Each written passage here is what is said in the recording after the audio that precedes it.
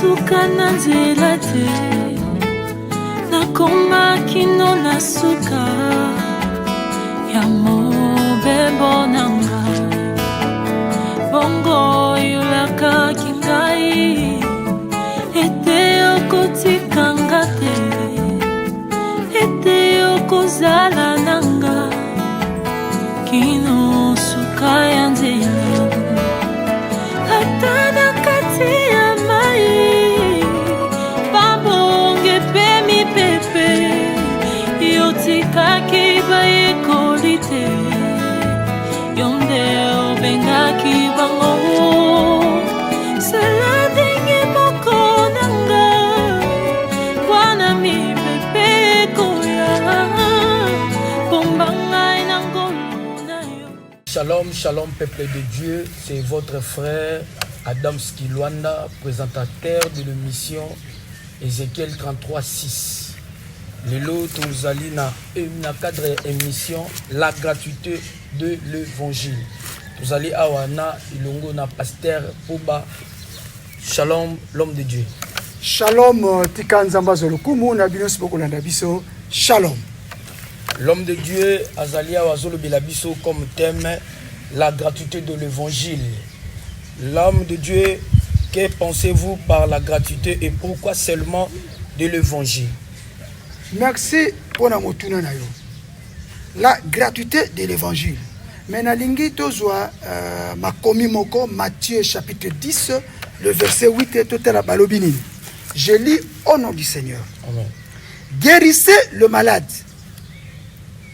Ressuscitez le mort. Purifiez le lépreux.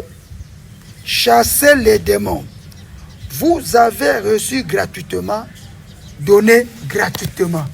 Ça veut dire que ce qui te landi et teni à makomi oyo. Nasuka balobi, vous avez reçu gratuitement, donné gratuitement. Gratuite, so ba biba pesi loko gratuit, ça veut dire que l'herbe pesi yo, et ça te que o zongi se loko mususu sima. Na wenze tu na ba supermarché, to zouaka biloko to pesi mbongo. Mais gratuit ngolo ba ke zoua biloko kende nango.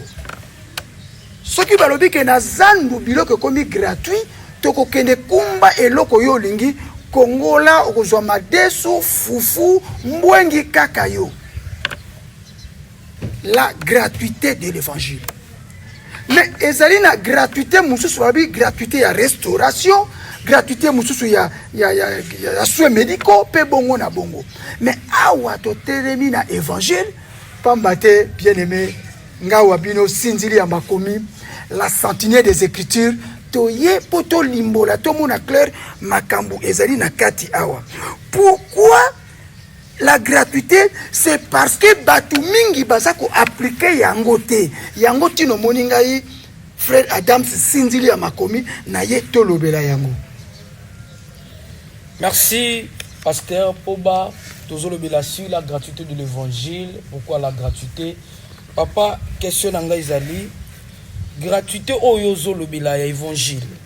Okoki ko maniola yango malamu na ba oyo bazolandela biso, bazolanda biso na émission.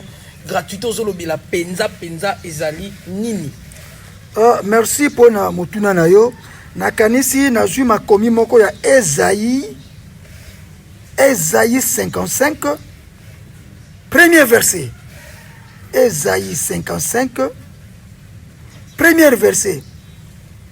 Yokanenge balobi.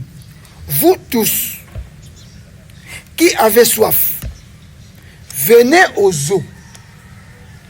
Même celui qui n'a pas d'argent, venez acheter et manger. Venez acheter du vin et du lait sans argent, sans rien payer. Bible est hôtel Isabiso. Venez manger à Bazolobake. Il faut avoir soif, il y a makomi. Soif, il y a évangile, balobi dans Matthieu 10, 8, balobi venez. Ça veut dire que makamwanzambe zaka ofele. Makamwanzambe yakateke awanga na telemia na ngina te ya yo bo kongola falanga bo pesa ngai. Na telemeli offrande te. Na lobi ke pona ya kote ya bino abo bengisi ngai bo tindela ngai mbongo ya kolia moteno te. gratuité ya évangile ezali gratuité awale baza koloba ozo mai wana ezali Saint-Esprit. C'est vrai que le Saint-Esprit azopesa makabo na bato asengaka te ke bopesa nga mbongo mpona pesa likabo. En réalité makambo nzambe eyaki ofele. Mosali ya nzambe makambo ya nzambe eyaki ofele. Mais nalingi nazonga kaka na mati wana uti kotangisa biso pona ndeko moko akomeli ngai awa komona ye pasteur Michel Mbimba ayibisinga lobi makambo ozoloba ya gratuité na Matthieu chapitre 10 le verset 8 mais osuki na 8 mais na seba lobi boy nga lingi na tala nga moko na seba lobi prenez ni or ni argent ni monnaie dans vos ceintures ni sac pour voyage ni détinique ni soulier ni bâton car l'ouvrier mérite son salaire. L'ouvrier mérite son salaire. Mobateli expliquez biso na wana malam parce que na moni gratuito soutien kana likolo mais na seba lobi l'ouvrier mérite son salaire. Ah, na moni yo salaire neza ko sepelisa yo hein. Na neuf lobi ne prenez ni or ni argent ni monnaie dans vos ceintures ni monnaie donc batindi batu bakene na mbongo te awa ezali nini batindi Yesu aza kotinda ba yekoli hein bakene kosala mosala ça veut ezali stage ezana tango moko boye na kati ba eyamba na kati ya l'église ba pasteur il faut botike la bana nzambe baba na ko s'exercer parce que dans Matthieu chapitre 28 verset 19 alobi allez faites de toutes les nations des disciples ye atinaka mais yambo l'église bâtiment awa balingi kotinda batu balingi batikala kaka bango moko na likolo ta na zonka na gratuité Yesu atindi batu bakomana bakene na eloko te lera lobi l'ouvrier mérite son salaire wana ezali mbongo te parce que déjà ye moko atindi batu bakene na mbongo te zala maboko pamba salaire wana ezali ke lokwa na eko te ya bandeko na bakotika nga pamba te zamba liboso te Yesu atinda batu atinda ka pe 70 atinda ka pe kutu balobi ke to bengani ba démon Yesu lobi esengo pamba te ba kombo ekomoni na likolo ça veut dire que awa yo kei soki bayambi yo kota na ndako yango mais soki telere ko metika pe kimia pe na ndako yango soki bayambi yo te na putulu oyo pamba ya makolo ezio na makolo donc longola yango kende ça veut dire que esika bayambi yo esika batu basepe na liloba bakotika yo boyete bakoloba te bango baza kolia bati yo kuna awa eza makambo c'est gratuit bakopesa yo bango moko bati montant te ya salaire ke awa nga na ye kote ya bofuta ngai montant boye bati montant te. Merci bati montant te motuna na ngai ya mibale ezali boye un homme de Dieu serviteur de Dieu peut transmettre le pouvoir à quelqu'un moto alobi boya na sala transfert ya don na sala transfert exemple azana likabo ya prophétie alobi boya na bureau bo pesa mo bakaniaka pona sala bino transfert pona yo oza d'accord nango to oza contre yango avant na yanola nesika wana nalingi tozonga kaka na oezali mama ya likambo ya Matthieu 10 verset 8 balobi boy observez bien eteni ya makomi oyo Matthieu akoma ça veut que Matthieu amona ça veut que ezali na Matthieu Marc ezali na Luc na Jean makambo bakomi vie ya Jésus Christ le bazaki ensemble makambo yo Matthieu te mto salango mais Matthieu azako koma makambo ya monaki balobi guérissez le malade or pour biki sabatu faut na nguya mo puissance balobi ressusciter les morts pour ce que ça moto et Pierre a ça Tabita pour ce que ça veut dire asaki na nguya moko boye ko bo santé a senga mbongo te purifier le lépreux balobi chasser les démons ko bengana ba démons ba baloka ko sa délivrance o bengani ba démons ba senga ka mbongo te ndena boye na suka ne ba ekoloba vous avez reçu gratuitement donné gratuitement mais qu'est-ce que vous avez reçu na lingi avana répondre na question yo tuna ngai wana to tanga 1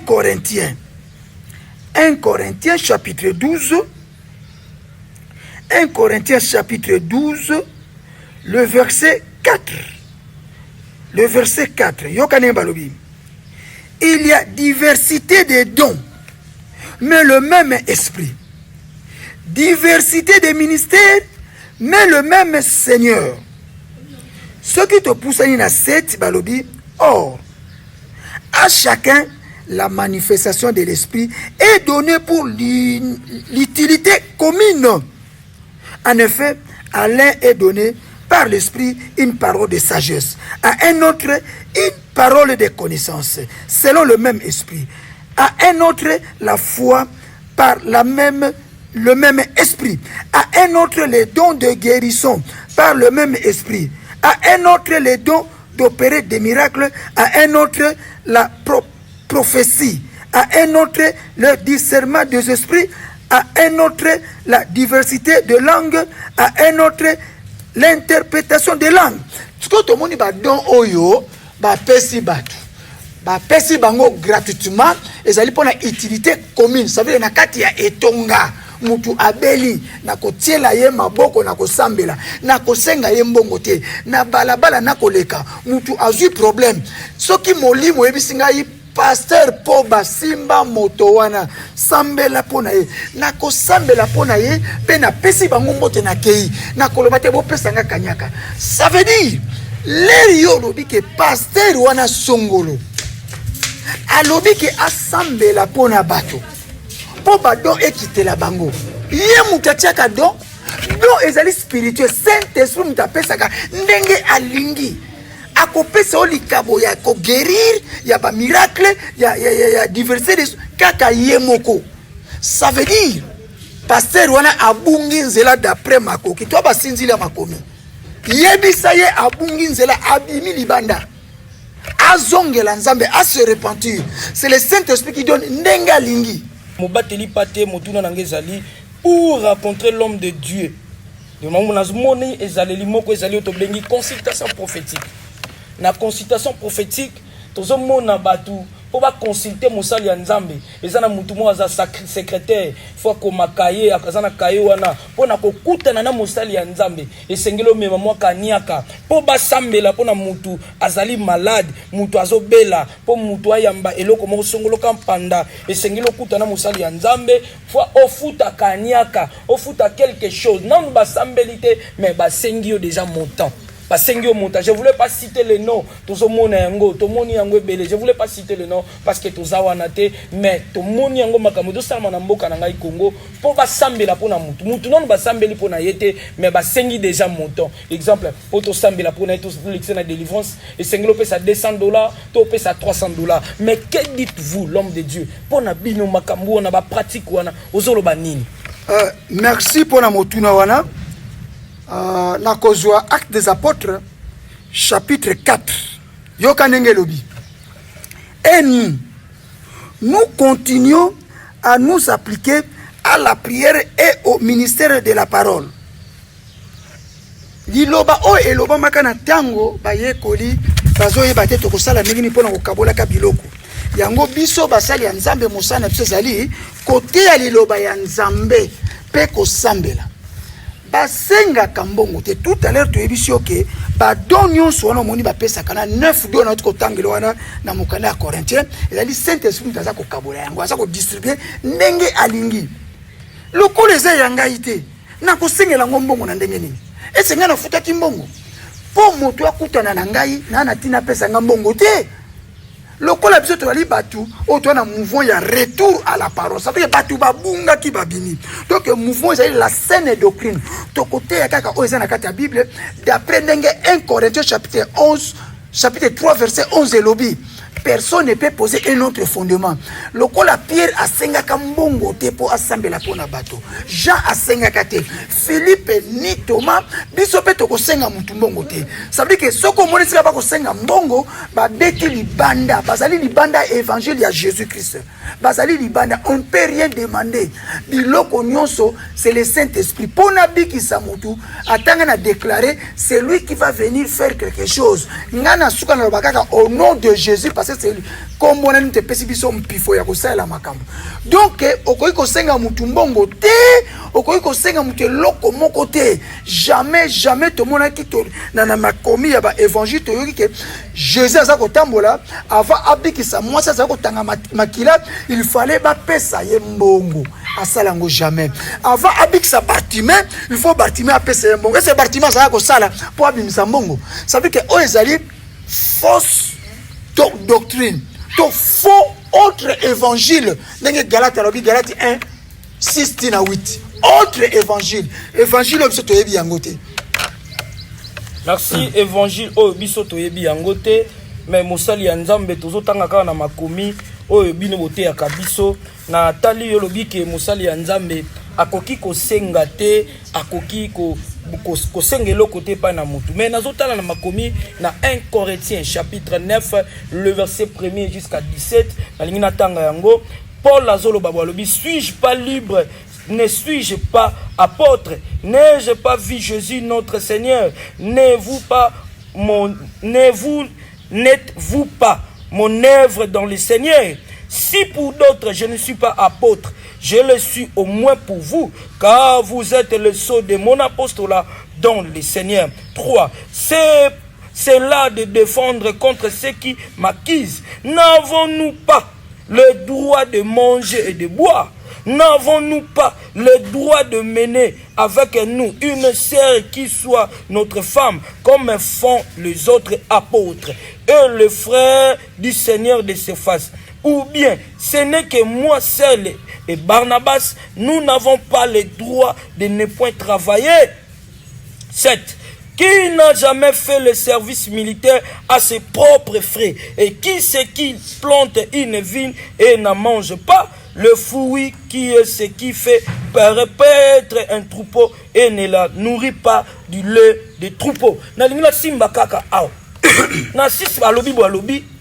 Est-ce que tozana droite, tozana ndankante ya kolia nani oyo akoki kolia mbuma ya nzete na yete? Paul ndazolo bandingo la zolela seka zo senga na bandeko mobateli pate azo senga na batu alobi azana droite mais yo telemi lobi mosala nzamba ko senga te mosala nzamba zo ki ofele akoki pe ko sala pe ofele mais na moni ndeko Paul la wana likomi ozotalisa biso alobi na biso ete tozana droite ya kozwa mwasi to ya kosala mukoli ya ko bénéficier kolia o Paul azolo bezaka bile ya molimo te mais ape bile ya nzoto mobateli pate okoko lobani na sukeso na ngai. La gratuité de l'évangile. Ezali temi moko na bika msuwa ko landa si basiliki. Pokoki ko silikate poto na kati ya Bible. Ngai te ya poser question. Nangina meka ko répondre. Mais kaka Paulo ya za ko lobela wana. Paul azai ko tonga ba tante. Alobi ezali droit na ngai bo pesa ngai na lia. Paul aboite alobi yango. Mais alobi ke ngai na maboko na ngai na tonga ki ba tante na zwat o ekori pona batunanga. Ne veut comprendre kamango. Ça veut dire que Paul alingi a la charge était na maboko ya etonga. Vous comprenez? Aboyite. Kaka ningi na biso ke ba oyo bakendaki verset boso tengeleke o bakendaki ba kopesa on bakolia. Mais balobite ke il faut pas fixer bango salaire. Te oyo boko pesa biso tokozwa. Na bi na boy offrande te. Mais na lobite makama ko tia salaire to ko tia montant likambo boye.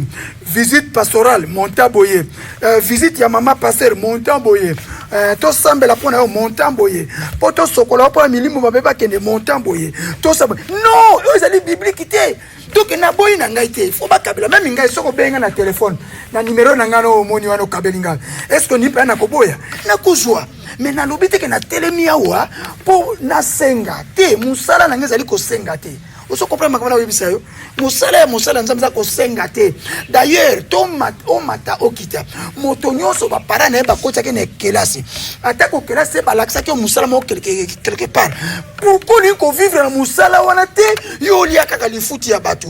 Ko bosa na te ke mingi bazali wana baza ko yamba biloko ba pesa bango. Mais soki mwana nzamba beli akena ndako ya pasteur amami tie kaka loboko alobi kende au nom de Jésus obiki. Oli abimisata mwa falanga moko po akende pe na l'hôpital asoma ta kisi moko ye bandeli apesa te ya bango ebima te kaka ya bana nzambe ebima. Wana nde totelemeli tozonga biso na gratuité de l'évangile.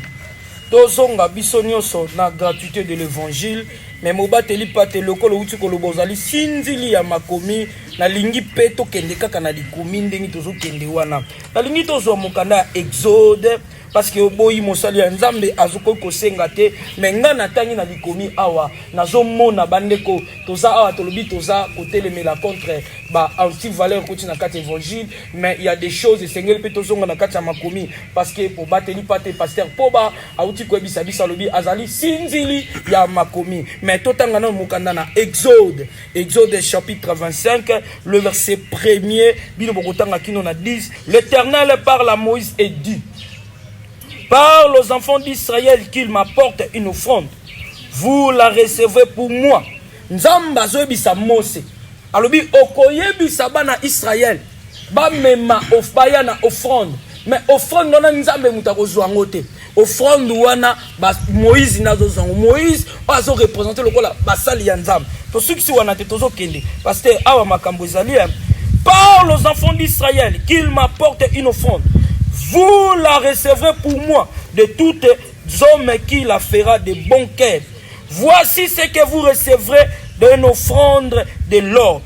Parce que le los hôtel melolobi, aux hôtels melaba pasteur oba senga kamen nzamba zobi sabital obokozwa wolo bokozwa ba chenette mais ceux qui pas na yo lelo ko boya ngoko ba pasteur on ba mibi mais nzambe yo na likomi zobi sa Moïse alobi ete bokozwa ba wolo bokozwa biloko bele bilamba bokozwa ngolokola offrande pona nzambe pona wana mobateli pate okoko ba bisoni mutu nezali pa ina.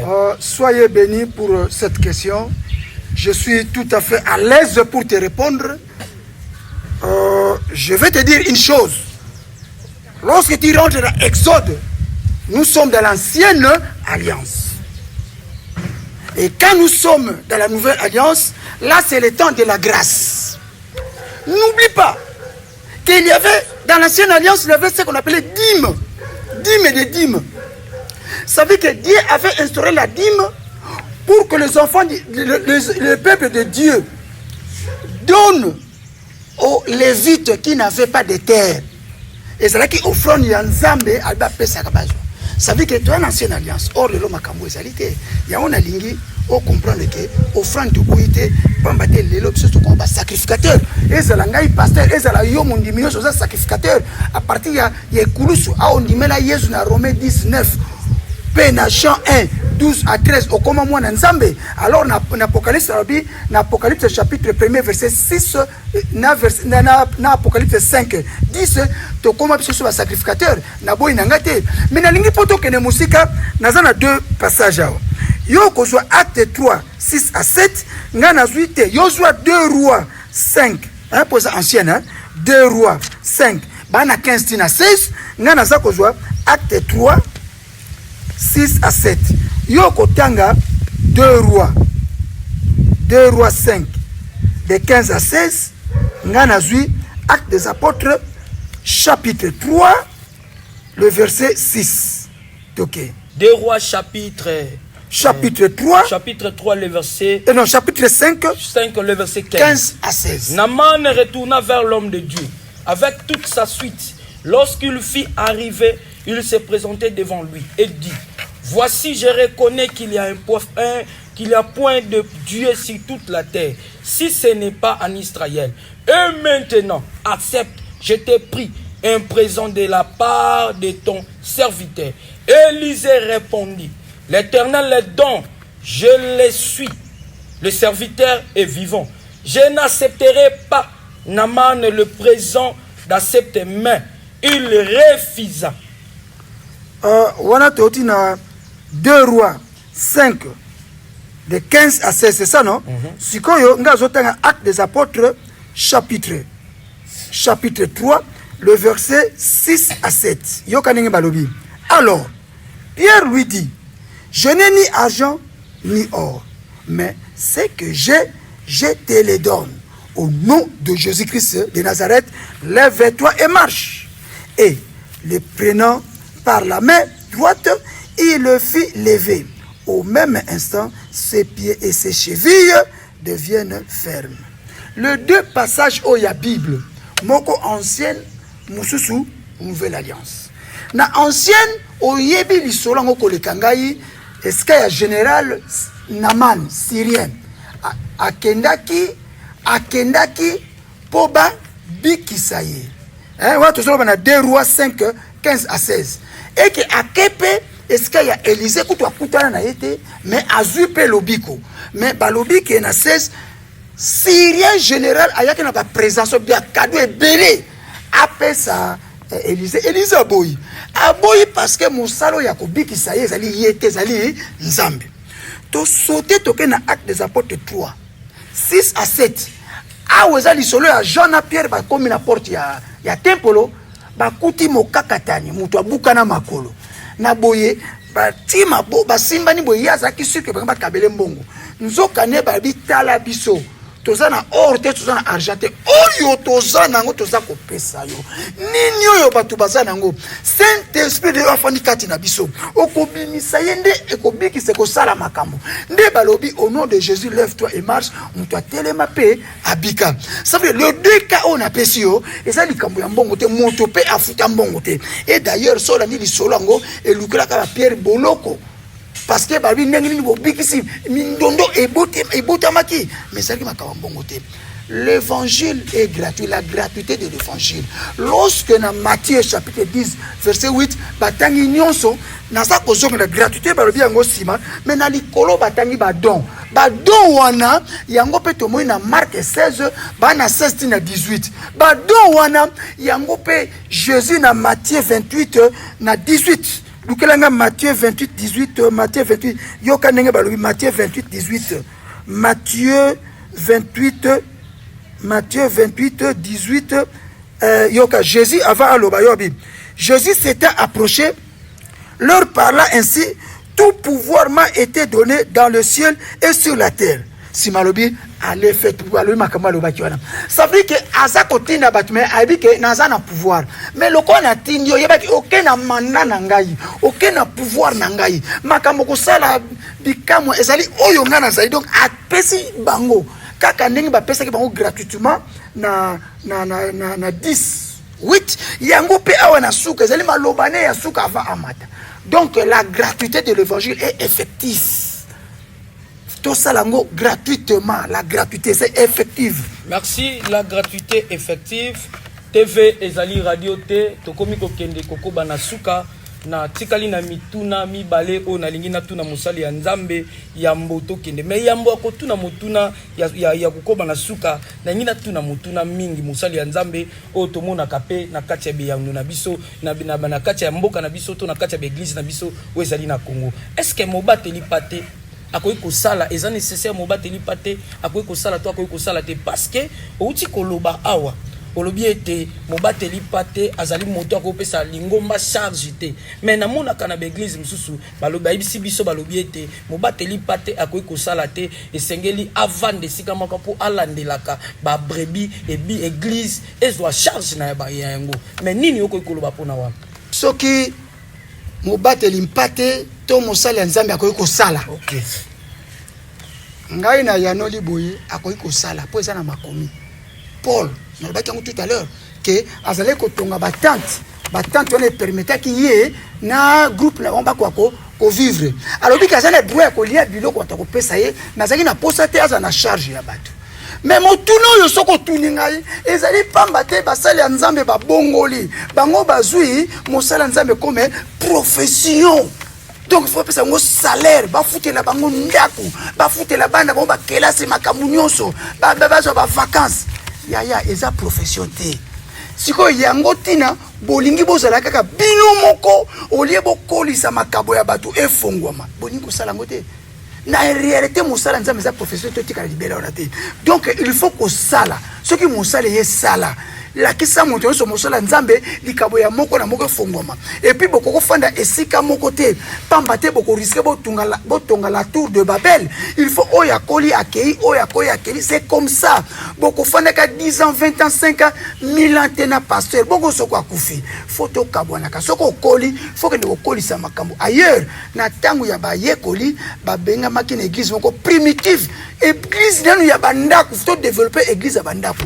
Donc il faut que ça là faut que ça là mais eloko kana ko beta c'était ezana misala mususu yo pasteur akoki ko sala te Ok, eza na misala mususu pasteur ko kosala te kosali ya nzambe makambo zoluka vraiment téléphone na ngai na lembi ba appel na lembi na ba SMS na moni ndeko moko na kombo ya Kimski Luanda atuninga motuna alobi mobate na tunele motuna oyo alobi pasteur olobi ete mosali ya nzambe akoki kosala mais misala mususu akoki kosala te wana na ndimeli yo mais ozopekisa basali ya nzambe comme ça église charge te namoni ndeko atuninga motuna lobi na Galates chapitre 6 le verset 6 balobi c'est lui qui l'enseigne la parole fasse part de tous ses biens à celui qui l'enseigne moto oyo azote ya liloba nzambe moto azoyoka akabola bozina ye na moto azote ya liloba nzambe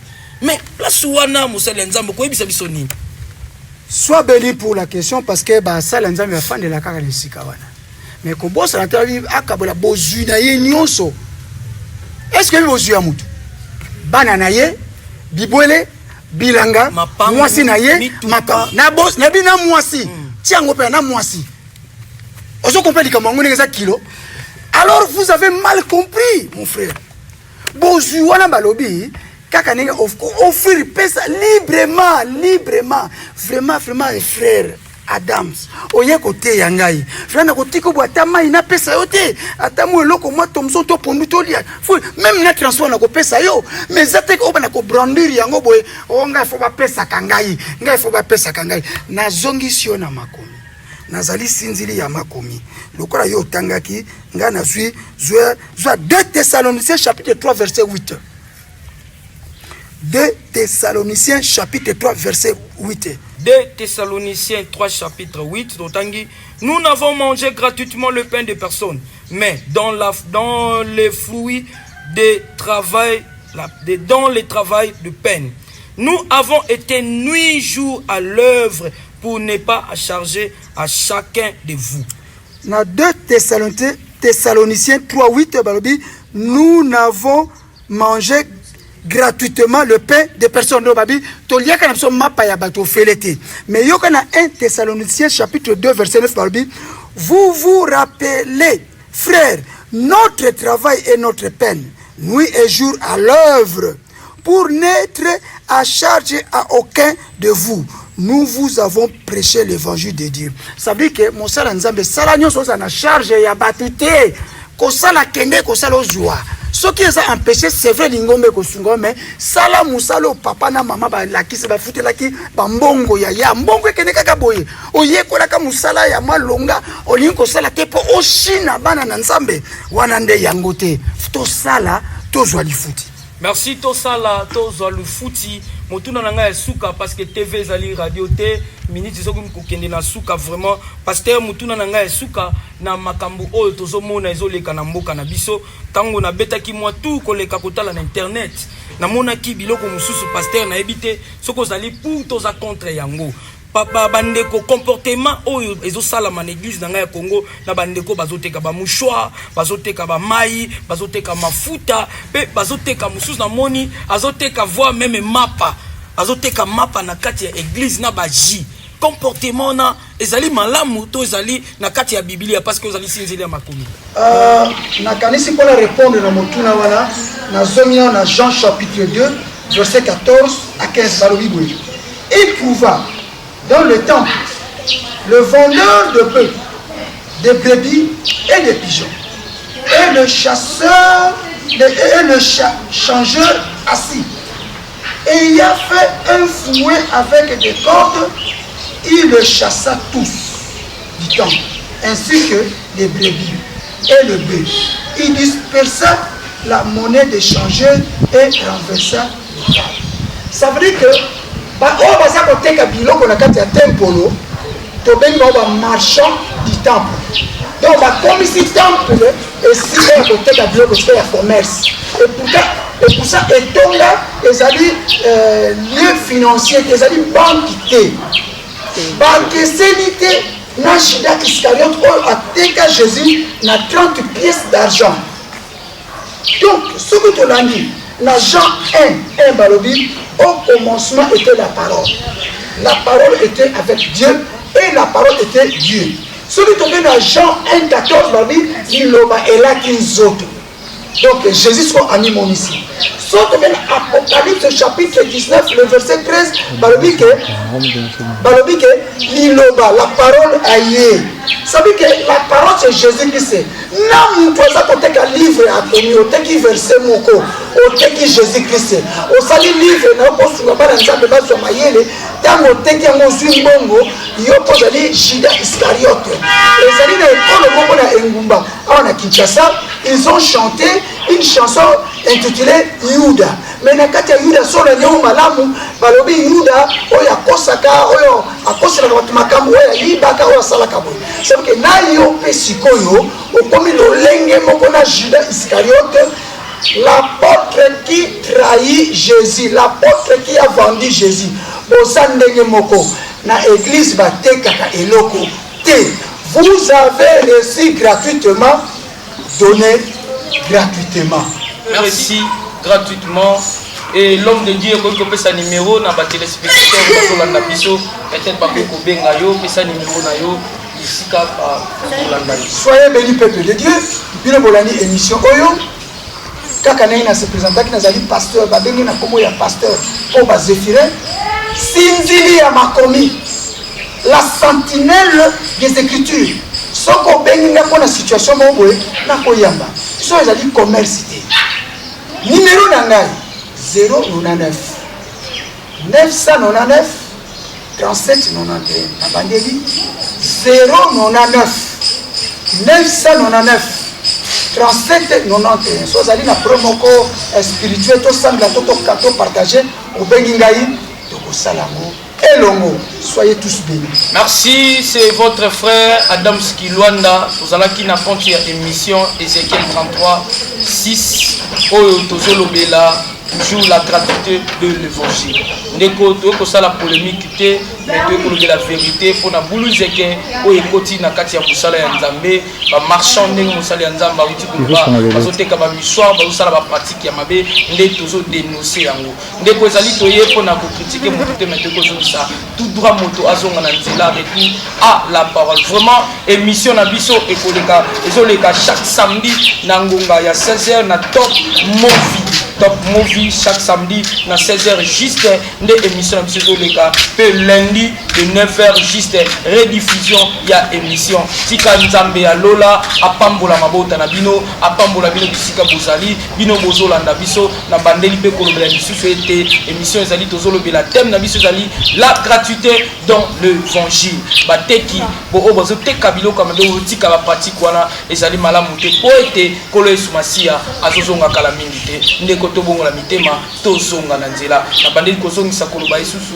C'est votre humble serviteur le frère Adam Skilwanda, présentateur de l'émission Ézéchiel 33, 6. Tika Nzamba Lola apambola bino na mabota na biso to monani na numéro oyo koze ezali koya soki esumasia azongi te Nzamba Lola apambola bino. Bye bye bye bye bye. Yo benga kingai pona suka na nzela te nakoma kino na suka ya mobembo nanga bongo yulaka kingai ete okotikanga te ete okozala nanga kino suka ya nzela ata na kati ya mai babonge pe mipepe yotikaki bayekoli te yonde obengaki bango